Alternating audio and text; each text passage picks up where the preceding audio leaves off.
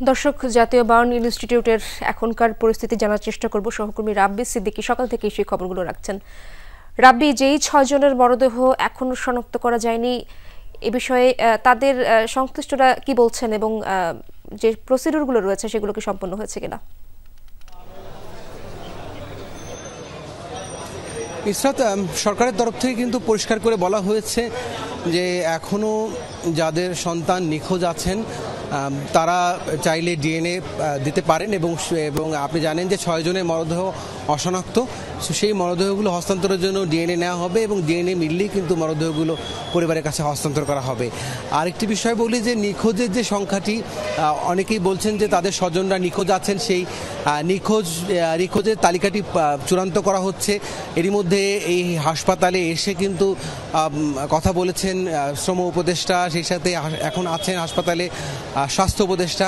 তো প্রধান উপদেষ্টা বিশেষ সহকারী তিনি কিন্তু বলেছেন যে তারা সেনাবাহিনী সহ কলেজ কর্তৃপক্ষ সবাই মিলে একটি পূর্ণাঙ্গ তালিকা করা হচ্ছে হতাহতের, এবং সেই তালিকাটি তৈরি হলেই কিন্তু জানা যাবে যে এই দুর্ঘটনায় কতজন শিশু এখন পর্যন্ত নিখোঁজ আছেন। আরেকটি বিষয়ে আমরা জানতে পেরেছি যে এই বার্ন ইনস্টিটিউটে ভর্তি থাকা অধিকাংশ রোগী কিন্তু শ্বাসনালী পড়ে গেছে এবং সবারই অবস্থা আশঙ্কাজনক, চিকিৎসকরা জানিয়েছেন। সেক্ষেত্রে এখন চিকিৎসকরা আইডেন্টিফাই করবেন যে কোন রোগীকে উন্নত চিকিৎসার জন্য দেশের বাইরে পাঠানোর প্রয়োজন, এবং এজন্য তারা সিঙ্গাপুরের সাথে কথা বলেছেন। সিঙ্গাপুরের সাথে যেহেতু এই হাসপাতালে একটি চুক্তি আছে, সেই চুক্তির কারণেই আসলে সিঙ্গাপুর থেকে ডাক্তারও এখানে আনতে পারবেন এবং সেই সাথে এখান থেকে কিন্তু গুরুতর আহত তাদেরকে সিঙ্গাপুরে পাঠাতে পারবেন।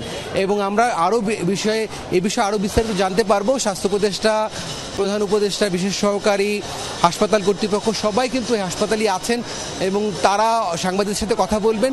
তখন আরও বিস্তারিত তথ্য জানতে পারবো যে হতাহতদের সবশেষ অবস্থা কি এবং সেই সাথে চিকিৎসার জন্য তাদের উন্নত দেশে সিঙ্গাপুরে পাঠানো হচ্ছে কি। পরবর্তী একটি ব্রিফিং এর কথাও চলছে, সেই ব্রিফিং এর পরেই পরবর্তী খবরগুলো জানাবো সহকর্মী রাব্বি সিদ্দিকের মাধ্যমে। ধন্যবাদ আপনাকে রাব্বি।